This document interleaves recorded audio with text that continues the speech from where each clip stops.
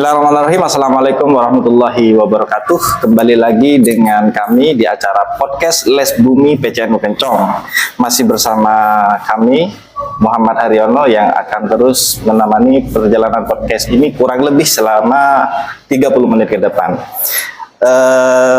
Tema pada kesempatan podcast pada malam hari ini ialah terkait dengan studi tiru kurang lebih begitu, karena telah hadir di tengah-tengah kita semua Gus atau Kang Mas kurang lebih Mas Fathul Panata Praja. Beliau juga sekaligus Ketua Les Bumi PC Kota Malang yang hari ini hadir di acara Kongres Les Bumi PBNU. Muktamar Kebudayaan Indonesia. Muktamar Kebudayaan. Ngapunten, Pulau Ralat. Kalau kongres itu untuk Banom. Oh, muktamar. Iya. Ngapunten, kita ralat muktamar. Iya. Ngapunten, agak dredeg ketemu suhu masalahnya. Baik, terima kasih untuk mempersingkat podcast pada kesempatan kali ini. Kami persilahkan kepada Gus Fathul untuk menyampaikan sepatah dua patah kata dulu. Untuk perkenalan atau nyepil-nyepil. Iya, terima kasih. Assalamualaikum warahmatullahi wabarakatuh. Waalaikumsalam. Bismillahirrahmanirrahim. Allahumma shalli ala sayyidina Muhammadin al-Fatih lima ulik wal khatim lima sabaq nasil haq bil haq wal hadi ila siratikal mustaqim wa ala alihi haqqa qadri wa miqdarihil azim. Amma ba'd. Yang saya hormati Mas Haryono. Yeah. Ini beliau jelas NO-nya karena namanya ada NO dan Haryono gitu kan. Saya itu kurang begitu NO, makanya dimasukkan ke NO gitu kan. Nama saya nggak ada NO-nya gitu kan. Ya, terima kasih sudah diculik gitu ya. Disergap lebih tepatnya. Disergap gitu. Dan saya tuh khawatir gitu ya, khawatir ada salah apa. Saya kok dicari-cari gitu ya. Saya semakin bersalah sama Mas Ketua Les Bumi Kencong, Mas Aye itu. Ya. Tapi ternyata saya diajak ya ngobrol-ngobrol, oke, ngobrol-ngobrol. Ya, pemirsa dimanapun panjenengan berada, yang melatar belakang sebenarnya kenapa kita sangat tergiur untuk diskusi dengan beliau adalah melalui media-media sosial PC Les Bumi Kota Malang itu sangat berkreatif dan mungkin ada hal-hal yang unik yang selama ini kita pahami. Nah, maka dari itu pada kesempatan kali ini kita ulik beberapa kegiatan-kegiatan PC Les Bumi Kota Malang. Ngapunten Gus, ini ketua 2022 sampai 2027. Sebelumnya belum di Les Bumi, Gus. Sudah 2017 saya magang di Les Bumi jadi sekretaris. Oh, berarti di NU kan melalui Les Bumi 2017, Pak? 2017 saya mualaf NU gitu. Oh, mualaf NU. Saya sebelumnya nggak pernah ya, tiba-tiba besok pelantikan sekarang dihubungi gitu kan. Oh, Semito dong mungkin. Ya nggak tahu, mungkin karena gondrong aja dimasukkan Les Bumi kan gitu. Identifikasi yang paling mudah gondrong atau bajunya hitam gitu kan. Siap. Baik Gus, terima kasih.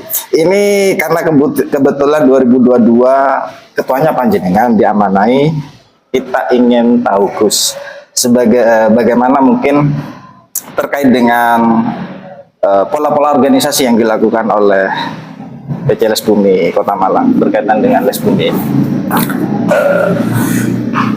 Sebenarnya begini, kalau kami di Les Bumi Kota Malang itu pertama niatnya itu khidmah dalam artian dandani awak di NU gitu kan. Kami kan rata-rata teman-teman kan seniman-seniman budayawan yang sebelumnya memang tidak struktur di NU, cuman kami ini ya pengen diakui sebagai santrinya Mbah Hasyim Asy'ari. Akhirnya niatnya bukan dandani NU tapi dandani awak dhewe-dhewe. Terus siap. Kegiatan-kegiatan Gus yang mungkin selama ini sudah dilakukan, karena 2022 sampai 2026 ini jelas banyak capaian. Kalau lihat dari postingannya luar biasa. Oh iya, kami itu ada kegiatan bulanan, ada kegiatan tahunan. Oh, iya. Kalau bulanan yang rutin itu tanggal 7 sama 28. Kalau tanggal 7 itu Beber Kloso itu nggak tahu sekarang sudah edisi keberapa gitu. Banyak edisi. Itu diskusi seni budaya, cara kita supaya bisa mengupgrade gitu ya, diskusi-diskusi kesenian kebudayaan, keliling ke beberapa tempat, ke kampung gitu ya, terus kemudian di beberapa mata air, di tempat-tempat masyarakat berkumpul begitu. Terus tanggal 28 itu kita membaca wirid Sabta Wikrama. Setahu saya ini sekaligus disclaimer ya. Siap. Di Lesbumi se-Indonesia itu yang aktif ini karena ditonton banyak orang, ya saya bertanggungjawabkan. Yang aktif membaca wirid Sabta Wikrama itu Lesbumi Bekasi sama Lesbumi Kota Malang, setahu saya. Kalau ada lagi ya mungkin boleh dikoreksi gitu. Nah, Satu keniscayaan kalaupun ada ya. kalaupun ada berarti keren sekali karena itu isinya berat-berat gitu. Makanya kami bacanya 1 bulan sekali gitu. Setiap tanggal 28 gitu. Kenapa kok milih 28? Karena hari lahirnya Lesbumi kan tanggal 28.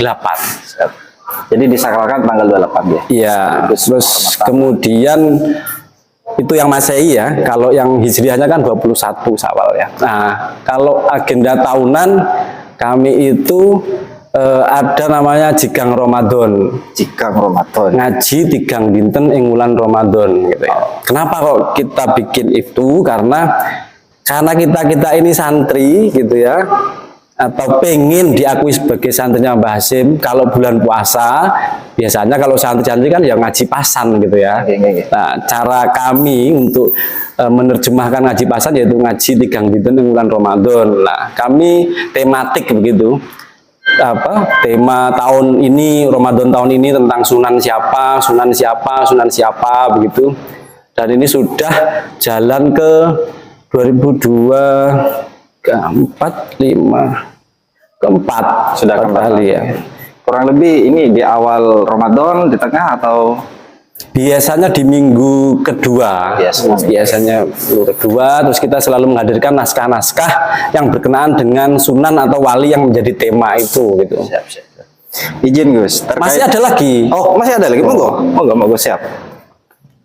Acara tahunan berikutnya itu namanya Festival Sekar Banjar. Sekar Banjar. Festival Sekar Banjar itu sudah jalan 3 kali, itu setiap 1 tahun sekali di bulan Mulut.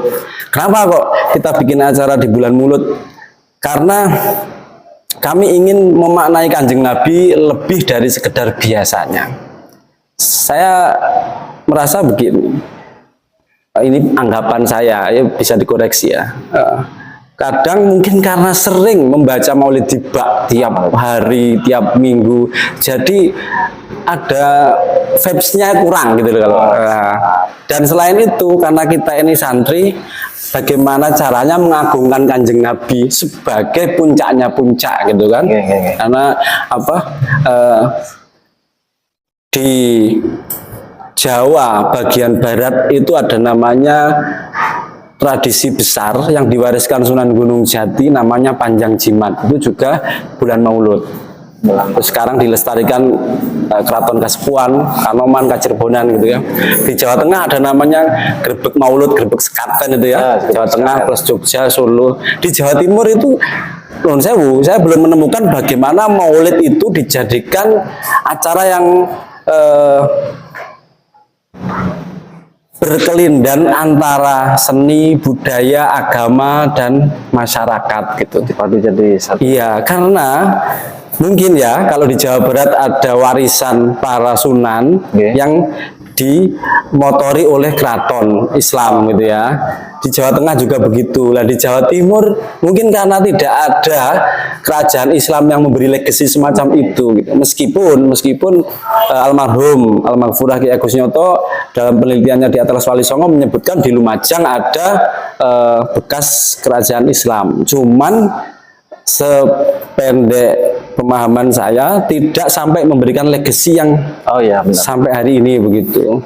Ya kalau nggak salah izin terkait yang Lumajang itu kan ditemukannya salah satu nisan yang ya kurang lebih nih. Iya, nisan apa? Mobil apa nisan? Buatan nisan yang katanya secara turun-temurun dipercayai kan dari Mungkin Gus dari barusan terkait dengan tuberkulosis. Iya. Tentang keikutsertaannya Gus. Keikutsertaannya itu internal apa ada lintas komunitas kesenian atau kebudayaan dan seterusnya. Tuberkulosis itu sifatnya adalah begini ya. Kalau kita di NU itu kan ada namanya Lailatul Ijtima biasanya itu ya. Nah, karena kita itu kelasnya santri di gerbong paling belakang gitu, kalau pakai bahasanya Lailatul Ijtima kan koyok ya kurang sopan begitu ya. Nah, kita Beber Kloso itu semangatnya Lailatul Ijtima dalam konteks seni budaya begitu.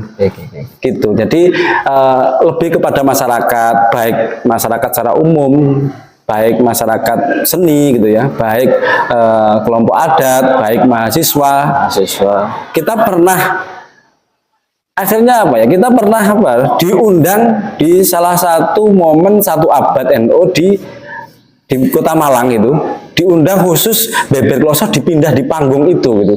Oh, di atas pentas. Iya, di panggung. Padahal itu kan acara rutinan. Kita juga pernah diminta acara tersebut diminta di dalam kampus. Kita juga sering diminta di kampung-kampung, di punden, bahkan di tempat yang wingit begitu, di bawah pohon, di atas sungai begitu kita juga pernah gitu. Jadi dari kampung ke kampus kita juga melakukan itu. Oh, berarti lintas dimensi ya? Iya, ya semangatnya itu tadi Lailatul Ijtima, ngumpul bengi-bengi gitu kan. Ini karena ada tadi panjenengan nyinggung terkait dengan ekologis lah, bisa dijelaskan lebih detail karena mungkin panjenengan tadi berangkat dari apa tadi Gus, Beber Kloso, ada singgungannya dengan ekologis nih Gus. Begini, dulu kami itu mendapatkan hibah bibit pohon sawo kecik dari jejaring PKPNU gitu ya. Kemudian karena kami keliling di beberapa tempat, beberapa kampung gitu ya, itu setelah selesai acara Beber Kloso kami selalu memberikan pohon sawo kecik itu kepada sohibul bait gitu ya, tuan rumah di situ sebagai pohon persaudaraan gitu ya. Nah, kemudian ada teman-teman komunitas ekologi yang suka nanam pohon gitu menghubungi saya tuh mengapresiasi karena yang diberikan bukan banyak pohon tapi 1 pohon. Nah, kalau 1 pohon kemudian menjadi simbol persaudaraan itu kan akan dijaga gitu kan. Daripada nanam banyak akhirnya dibiarkan gitu kan. Dan itu berjalan terus sampai pohonnya habis, kemudian ada pohon apa kita berikan gitu sebagai pohon persaudaraan. Akhirnya jajaringan yang dititipkan ke jenengan malah tambah banyak kan? Iya, termasuk di GKJW, di komunitas-komunitas non muslim kita selalu bawa itu gitu. Terus saya ada, ini boleh nggak ya disampaikan gitu? Agak guyon gitu ya. Oh, nggak apa-apa Gus. Saya ditanya oleh masyarakat gitu ya, bertahun-tahun kok ngasih sawo kecil, karena kami dikasih hibah ratusan waktu itu kan, berarti kan berapa puluh edisi gitu ya. Benar. Saya ditanya, jenengan kok memberikan sawo kecil itu apa? Ada urusan dengan Laskar Diponegoro gitu kan? Nah, itu kan identik ya. Terus kemudian apa ada urusannya dengan Mataram Islam? Nah, dikaitkan begitu ya. Terus saya jawab, ya bukan karena apa-apa. Karena kami punyanya itu gitu kan. Pohon apapun itu bisa menjadi sandi dalam konteks ekologi gitu ya. Jadi pernah ada guyonan dikira ini urusan Laskar Diponegoro, bukan ya, urusannya kita ini ringkih dalam menghargai alam gitu ya. Apalagi isu air dunia itu kan menjadi isu di PBB gitu, isu global kayak gitu. Baik, terima kasih. Sangat luar biasa sekali karena ternyata Gus ini kami mampu mengkomparasikan sebenarnya 2 dimensi berbeda bahkan antara ekologi dengan kesenian. Artinya panjenengan sudah mulai melakukan hal-hal yang mungkin orang lain belum melakukan. Ini mungkin sahabat-sahabat Les Bumi dimanapun panjenengan berada, ini salah satu contoh ke depan khususnya bagi kami di internal Les Bumi PC Kecong, menjadi wawasan tambahan kepada kami untuk terus semangat tentunya memberikan, meskipun kita tidak bisa mengejar ketertinggalan yang sudah panjenengan lakukan. Baik, terima kasih Gus. Mungkin pertanyaan berikutnya Gus, terkait dengan kegiatan-kegiatan yang mungkin aksidental yang insya Allah bakal dilaksanakan dalam tahun ini Gus. Kalau tahun ini terdekat karena ini sudah bulan apa ini? Bulan Juni. Besar, Suro ya, Muharram ya, Sapar, Mulut gitu ya. Berarti tinggal 3 bulan lagi ya Festival Sekar Banjar itu yang terdekat itu ya. Pesan kesan Gus terkait dengan berkhidmah di Les Bumi di lembaga NU lah, saya lebih umum. Mungkin ada tantangan dan hambatan selama ini yang sudah panjenengan lalui. Karena gini ya, karena spirit santri itu kan al istiqomah khairu min alfi kan, nolnya banyak sekali itu kan, karomah gitu kan, min alfi karomah gitu. Jadi kami kalau ditanya bagaimana, ya kami istiqomah aja, tanggal 7, tanggal 28, kemudian Jegang Ramadan, kemudian Festival Sekar Banjar, akhirnya merembet ke banyak hal gitu ya, merembet ke banyak hal, sehingga kami fokus menjaga keistiqomahan sebenarnya, dan itu kan tradisi ulama-ulama kita gitu kan, pokoknya gelem istiqomah nanti ya akan mendapatkan sesuatu yang tidak diduga-duga. Nah, kami tidak fokus mendapatkan apa, tapi fokus istiqomah saja gitu kan. Istiqomah. Oke, ini ngapunten agak guyon. Kalau kami karena masih, ya kebetulan kami masih magang Gus, kalau saya cerita secara pribadi. Mungkin levelnya kalau panjenengan sudah istiqomah, kalau kami masih istikharah Gus. Oh, istikharah. Masih istikharah. Bedanya tipis, sama-sama is depan. Ya, semoga ke depan menjadi spirit baru bagi kami, amin. Terkait dengan harapan-harapan Gus diadakannya muktamar Les Bumi yang diadakan di Tambak Beras ini Gus, harapannya panjenengan lah. Harapannya adalah pertama, kita bisa silaturahim, bertemu dengan para santri-santri Les Bumi, para aktivis, para penggerak, para muhibin, bahkan para peneliti. Bahkan hari ini saya tadi itu dalam tanda kutip membersamai 2 peneliti outsider gitu ya, yang di luar NU gitu ya, termasuk yang dari Australia tadi, termasuk ada lagi yang di luar itu. Jadi semacam ya hari rayanya para seniman gitu kan di Muktamar Kebudayaan Indonesia ini, dan semoga apa yang diniatkan oleh tim panitia Muktamar Kebudayaan Indonesia itu menjadi sesuatu yang bisa mendrive, memberikan growth positif gitu ya. Karena tanpa growth positif, sesuatu yang menjadi harapan untuk terus tumbuh, ya mustahil gitu ya. Apalagi kita ini kan dari Les Bumi, seniman, budayawan, kan kalau sudah berada di Les Bumi, ya mau nggak mau kita khidmatnya kan di NU begitu. Jadi semoga memberikan semangat yang positif untuk growth terus tumbuh gitu ya. Kayak gini kan kita silaturahim gitu. Terus. Terakhir Gus, ini sekaligus pertanyaan kami terakhir terkait dengan pesan dan kesan kepada pesan ya, terutama pesan terhadap kaula muda Gus. Karena kita tahu hari ini mungkin ya kalau di daerah kami ya, saya tidak mungkin mengeneralisir Jawa Timur pada umumnya bukan, tapi rata-rata kaula muda itu hampir minim motivasi untuk mengenal kesenian, kebudayaan yang ada di daerahnya masing-masing. Mungkin ada kiat-kiat eksklusif dari panjenengan khusus kaula muda. Sebenarnya konteksnya kan sebenarnya komunikasi. Sepanjang kita bisa berkomunikasi dengan apa yang akan menjadi bagian yang akan dikomunikasikan, itu bisa lancar. Misalkan sekarang generasi hari ini gitu ya, kita tidak boleh menghakimi, bahkan memandang negatif generasi hari ini. Kok gak baca buku, kok nggak mau ikut diskusi? Ya karena mungkin yang menjadi hidangannya, menu kudapannya itu enggak relate gitu ya.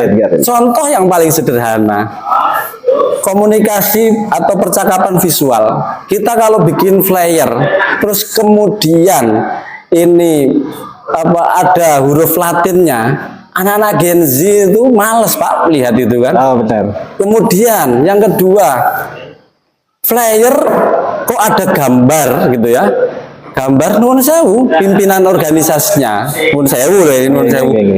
Wah males gitu ya, males gitu ya. Lah lebih langsung ke temanya gitu ya.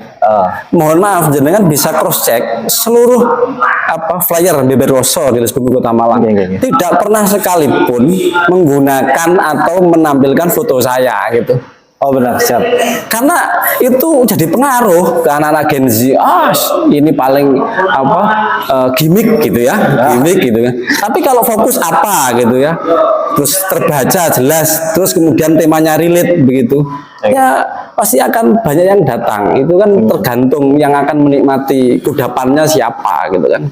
Punya daya tarik tersendiri. Ya, minimal penasaran kayaknya guys. Cara komunikasi dengan generasi gitu. Nah, tugas Les Bumi itu sebenarnya menjembatani generasi gitu. Lalu saya ini ya karena ini dipublish ya. Seharusnya semoga iya gitu ya. Orang-orang yang di Les Bumi itu sudah tidak pada tahap pengen show gitu ya. Menurut saya sudah selesai lah urusan pemanggungan itu. Les Bumi itu tugasnya menjembatani generasi gitu ya. Kalau pengen masih pengen manggung, pengen show gitu ya, ya mungkin bukan di Les Bumi menurut saya tempatnya. Di Les Bumi itu menjembatani generasi supaya generasi itu bisa melihat kebaikan-kebaikan para ulama kita gitu ya, dan bisa aware hari ini apa yang menjadi kebutuhan gitu ya. Kalau menjadi tempat pemanggungan ya apa bedanya dengan komunitas kesenian gitu kan. Oh benar. Jadi kalau sudah di Les Bumi menurut saya tugas utamanya menjembatani generasi, lebih menjembatani generasi. Baik, terima kasih. Tidak terasa karena waktunya sudah habis. Saya ucapkan banyak terima kasih kepada Gus Fatul yang sudah menyediakan waktunya untuk berdiskusi dengan kami. Tentunya semoga ini menjadi pengetahuan baru dan pengalaman baru bagi kita semua, terutama. Saya ucapkan banyak-banyak terima kasih. Saya akhiri, sampai jumpa di podcast Les Bumi BCNU Kencong di edisi-edisi berikutnya. Akhiran, Wallahul muwaffiq ila aqwamit thoriq. Wassalamualaikum warahmatullahi wabarakatuh. Waalaikumsalam.